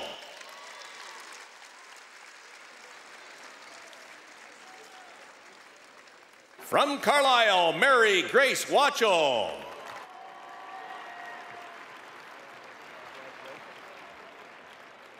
From Western Dubuque, Megan Moss. And the captain of the 2014 Class 4A All-Tournament team, Jess Shaven Harlan.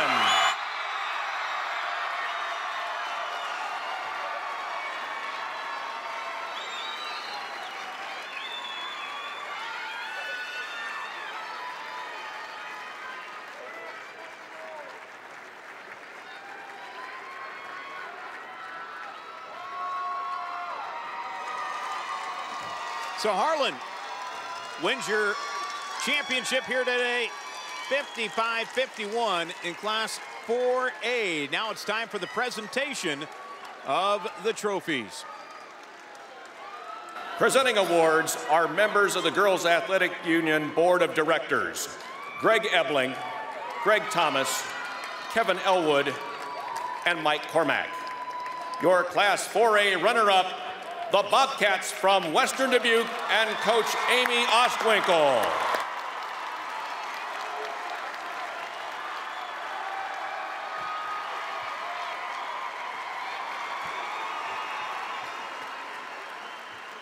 Ladies and gentlemen, our 2014 Class 4A state champion, the Cyclones from Harlan and Coach Zach Clausen.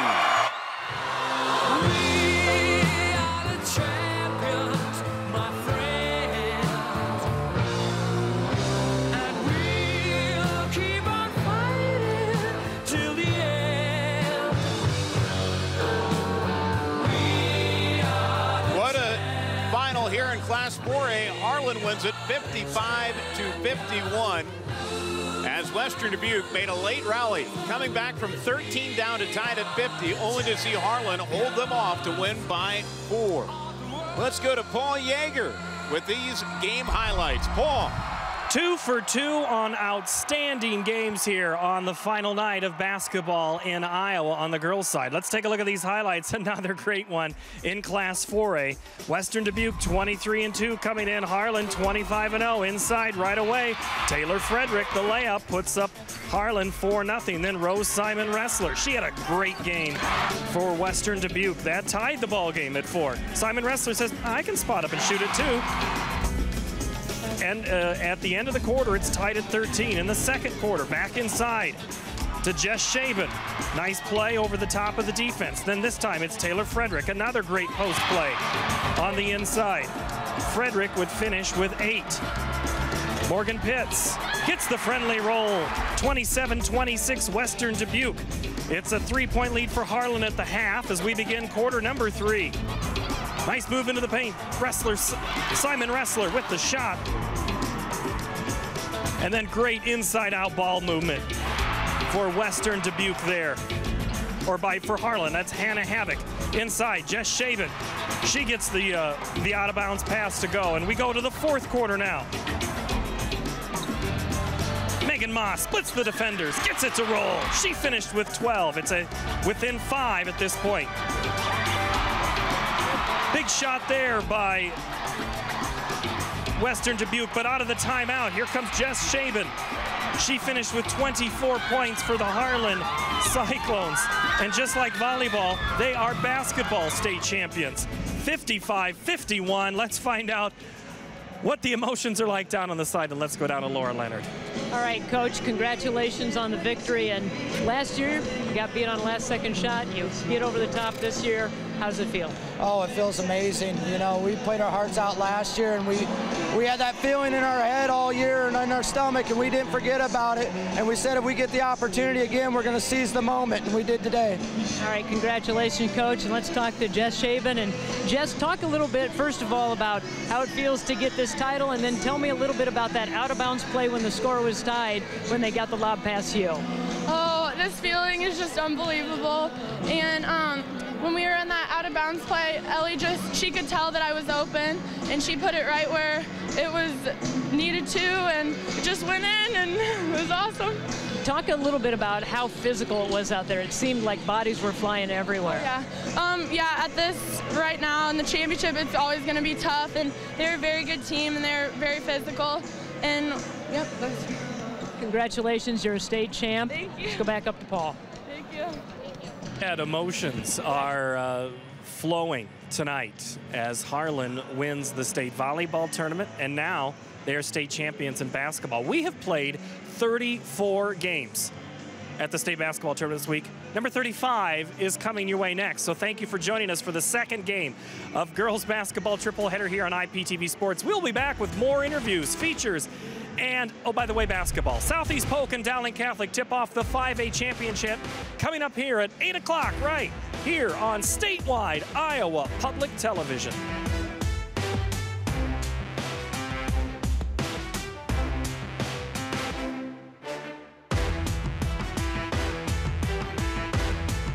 Funding for the Iowa Girls High School Basketball Championships is provided by... The path to greatness starts early. The Iowa Farm Bureau believes in Iowa's youth and their pursuit of greatness. That's why we're proud to be the title sponsor of the Iowa Girls High School Athletic Union. Each student's effort is important, and when one rises, we all rise to a better Iowa. Whether you live in rural Iowa or in the big city, the Iowa Network Services family of companies and your local provider are working together to keep you connected by offering technology and business solutions like internet, data networking, and other business services. The INS family of companies keeping communities connected today and tomorrow. Fairway, along with Mondelez Nabisco, Wells Blue Bunny, and Frito-Lay, is a proud sponsor of the 2014 Iowa Girls High School Sports Championships. We congratulate all the schools and student athletes participating in this year's Girls High School State Basketball Championships. Fairway, proud to care for the places we work and live. By Musco Lighting, the sports lighting specialist, providing lighting systems for you, your project, and your community. Iowa banks know you want honest advice about how to best reach your financial goals, whether it's financing and education, buying a new home, growing a business, or funding retirement. Iowa Banks, Iowa Values. MyIowaBank.com. Mid-American Energy, diversifying the ways we generate electricity by investing in wind generation capacity in Iowa. Information is available at MidAmericanEnergy.com. Mid-American Energy, obsessively, relentlessly at your service. You may know right where you belong. Helping you get there is our job. At DMAC, we connect what you want in life to what you do for a living. With more than 150 programs, transfer degrees, and short-term certificates, DMAC can position you for a great career.